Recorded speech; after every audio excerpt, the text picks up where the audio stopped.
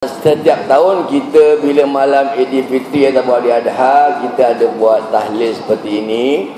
Dan sebagai tambahan tahun ini je lah tahun ini sebagai tambahan, saya nak cerita sikit je pasal haji ni sebenarnya.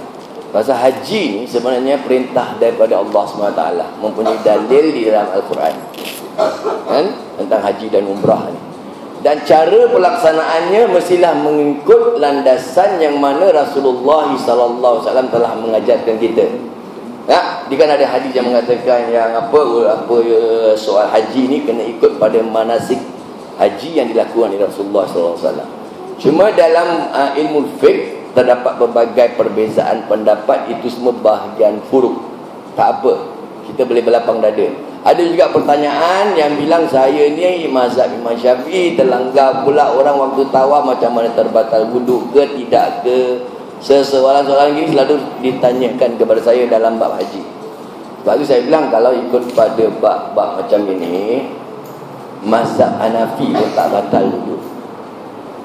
Pahaman daripada tafsiran mazhab Hanafi mengatakan tersentuh dengan syahwat ataupun bersetubuh baru batal. Tapi pada pahaman kita cuma tersentuh kulit.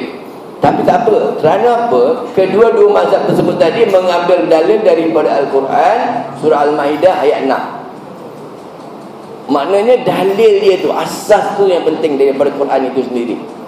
Dia cuma mengatakan tersentuh. Bagaimana cara tersentuh? Ini yang dipanggil ijtihad para ulama'. Sebab itu kita perlukan panduan daripada ulama' untuk kita melaksanakan kehidupan kita sebagai seorang Islam. Begitu juga dalam bab hudud contohnya.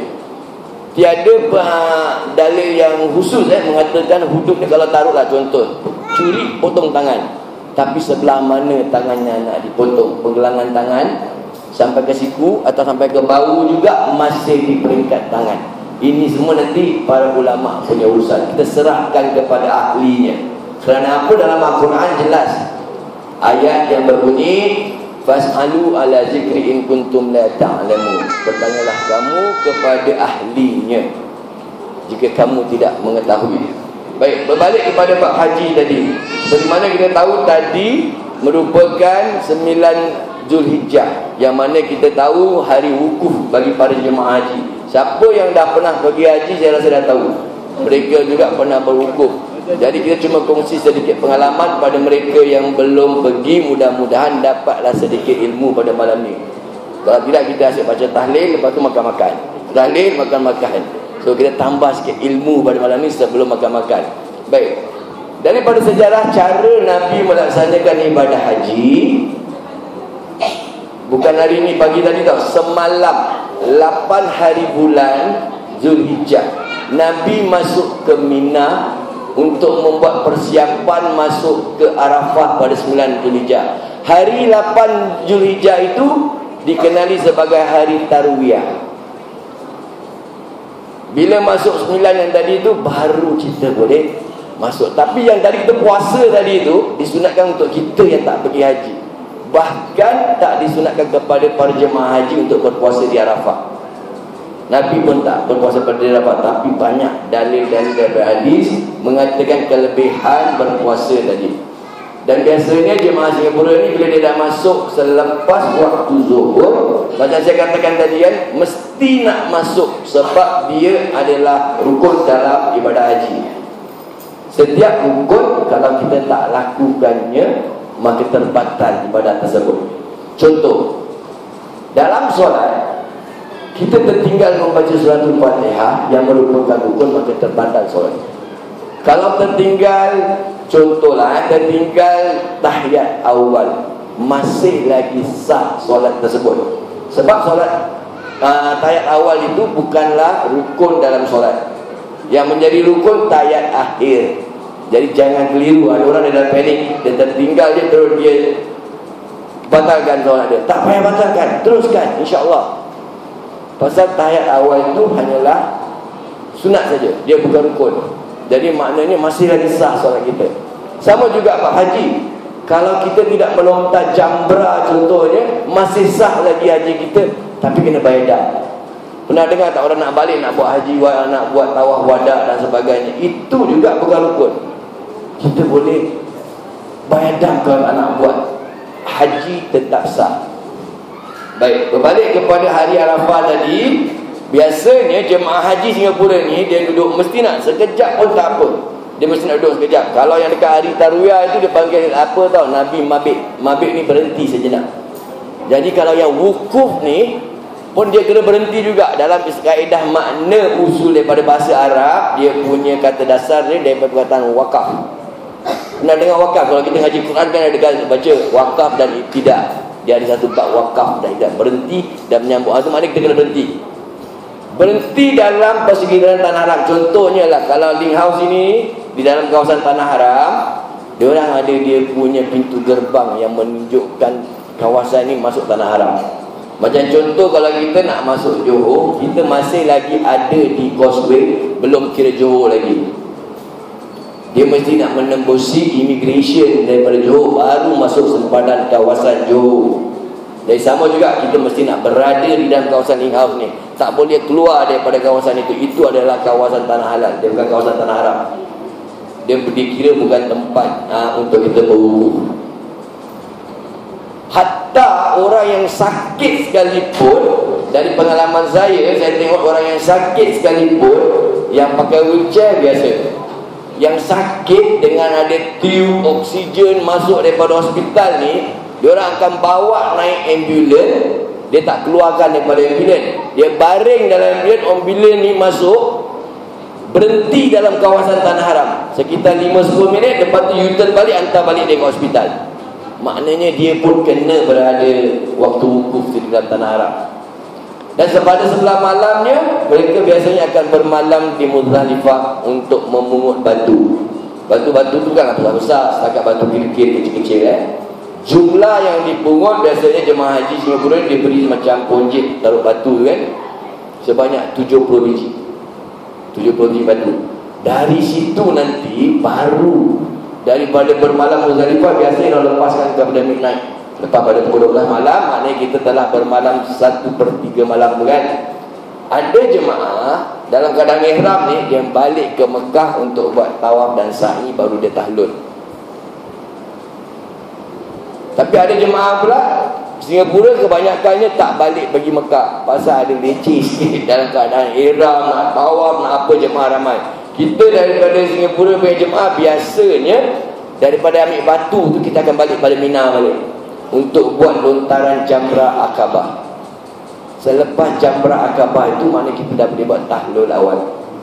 Maknanya kita dah bebas, dah terikat daripada pantang larang ihram, dah boleh pakai baju biasa semua. Lepas tu baru kita pergi Mekah, solat Idul Adha. Lepas solat kita habiskan kita tawaf dan sa'i dalam keadaan baju biasa pun boleh, pasal kita dah lepaskan jamrah tadi. Okey, bila dah habis nanti, dia akan balik lagi selama 3 hari tasyrik yang saya kata tadi, iaitu tanggal 11, 12 dan 13 hari bulan, balik ke Mina. Biasanya di Mina dan duduk di kemah. Ada jemaah haji pula yang tak duduk di kemah, dia orang duduk dekat apartmen Aziziyah. Aziziyah tu kira kawasan yang dekat juga dengan kawasan Mina lah. Jalan kaki dalam 10-15 minit ke 20 minit dia jalan kaki. Jadi sampai dekat Mina, pelaksanaan ibadahnya pula pada 11 dulu. 11 hari bulan hari tasyrik tu, diorang akan lontar bukan satu jamrah saja macam tadi. Mula-mula satu saja yang Aqabah kan. Dikali pula dia kena dilontar 7 biji batu dekat Aqabah, 7 wusta dan 7 ula. Ada 3 tempat jamrah sebenarnya itu. Jadi bermakna satu kali lontar 21 biji batu selama 3 hari. 12 hari bulan hari tasyrik pun sama, 13 pun sama. Jadi kalau 21 kalikan kepada 3 hari, 63 biji batu. Termasuk yang pada awalnya lontaran tadi, yang lontaran Aqabah tadi 7 batu, bermakna sekurang-kurangnya 70 biji batu lontarannya. Ibadah melontar batu merupakan simbolik untuk kita melontar syaitan. Kalau kita tengok rata-rata ibadah haji ni, dia mempunyai simbolik daripada syiarnya Nabi Ibrahim AS. Sama ada daripada segi korban, sama ada daripada sa'i. Kan sa'i kan cerita pasal si Hajar ni cari air untuk Nabi Ismail, dia berkait rapat. Jadi Allah Subhanahu Wa Taala mengutuskan seorang rasul yang bernama Muhammad sallallahu alaihi wasallam untuk memperbaiki balik. Kerana daripada zaman Nabi Ibrahim nak pergi zaman Nabi Muhammad sallallahu alaihi wasallam ni agak jauh tau. Beribu tahun dia berjarak. Jadi ibadah sudah mula bertukar corak sampai jadi kaum jahiliyah. Dalam Kaabah dah ada berhala dan sebagainya. Sebelum Nabi Muhammad, Nabi siapa yang diutuskan? Nabi Isa. Sebelum Nabi Muhammad. Antara Isa dengan Muhammad tu sendiri merupakan 600 tahun jarak dia. Apa lagi Ibrahim. Ibrahim lagi atas tau. Nak kena tembus Zakaria, nak kena tembus Yakub, ni semua dia punya link lagi jauh. Banyak dia punya nabi-nabi lagi. Itu bermakna ribuan tahun jarak dia tu. Cuma perbezaannya Isa, Nabi Ibrahim ni kan dia ada 2 isteri. Seorang bernama Hajar, seorang lagi yang bernama Sarah. Sarah punya anak yang bernama Nabi Isa. Jadi Bani Israel banyaknya daripada silsilah Nabi Isa. Yang kita ni pula kalau mengikut pada umat Nabi Muhammad, kita mengikut kepada Nabi Ismail desa silah Nabi Muhammad. Dia ada dia pending. Dia punya link ni berkait dengan Nabi Ismail, dan Nabi Ismail punya ibu pula adalah Hajar. Dan kita kena kenal sikit anak-anak kita yang kecil-kecil ni, kita kena dedahkan sikit-sikit dengan sejarah Islam. Kita kena tahu. Ini adalah satu kaedah disiplin dalam membelajar ilmu. Dalam apa ilmu sekalipun, kalau kita nak belajar, kita kena faham disiplin ilmu. Maknanya kita kena tahu sedikit sejarah dia, kena tahu sedikit latar belakang dia, kena tahu kalau nak ilmu Quran kena tahu bahasa Arab dan sebagainya. Nak tafsir Quran tu pun bukanlah kita best standard kan. Para mujtahid, diorang tahu tentang asbabun nuzul dia. Dia tahu cara macam mana mentakwilkan ayat-ayat yang macam ada ayat-ayat Quran ni bukannya semua yang kita boleh faham daripada terjemahan je kan. Dia ada ayat-ayat mutasyabihat dan sebagainya. Jadi kita kena dedahkan pada anak-anak kita ni, menuntut ilmu ni perlu melalui sanad-sanad. Perlu berburu dan bersanad. Sanad tu mestilah sanad yang sahih. Contoh, dalam segi kita membaca Al-Quran contohnya. Baca Quran ni aja bukan macam mana yang kita baca selalu ni, tak. Dia ada berbagai-bagai kiraan. Yang kiraan kita baca, lazimnya di Nusantara kita gunakan kiraan Imam Hashim, riwayat Hafs melalui Thoriq Asy-Syadili.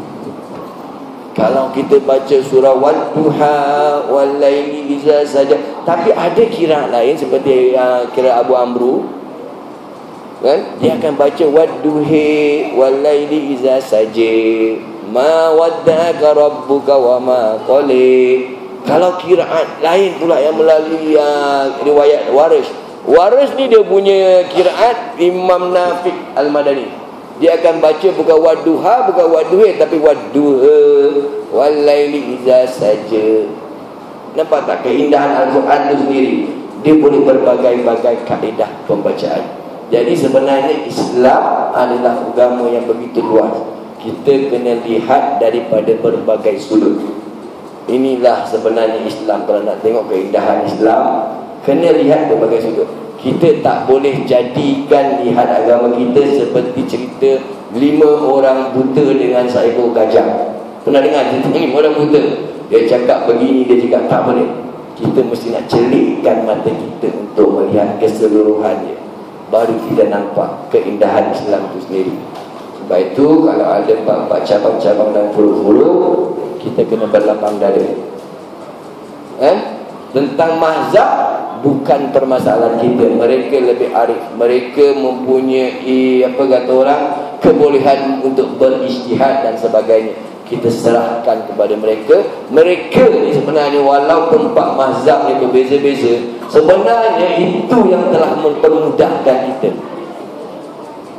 Itulah satu kaedah yang memudahkan kita. Contoh, kalau kita nak ikut mazhab Imam Syafi'i betul-betul kan, Kita bayar zakat ni dengan segantang beras tau, bukan pakai duit. Tapi apa yang si fakir miskin nak buat dengan beras tu? Semua orang kasih beras je kan. Sebab tu kaedah pada mazhab lain, Hanafi dan Maliki contohnya, memberi duit mengikut harga beras. Maknanya banyak kegunaan yang diperbolehkan. Sebab tu dalam kaedah kita nak belajar ni, kita kena faham dia punya disebut. Kita kena jangan suka menunding jari menyalahkan antara satu mazhab dan satu mazhab. Mereka ni adalah ulama-ulama yang muktabar, dikenali ramai. Mereka lebih arif dan lebih bijaksana. Hatta ceritanya Imam Syafi'i dengan Imam Hanafi tak pernah jumpa pun. Imam Syafi'i tak pernah jumpa pun Imam Hanafi, tapi dia menghormati daripada satu imam pada imam lain. Dia orang saling hormat menghormati. Kenapa saya kata tak pernah jumpa? Imam Hanafi meninggal pada tahun 150 Hijrah. Tahun itu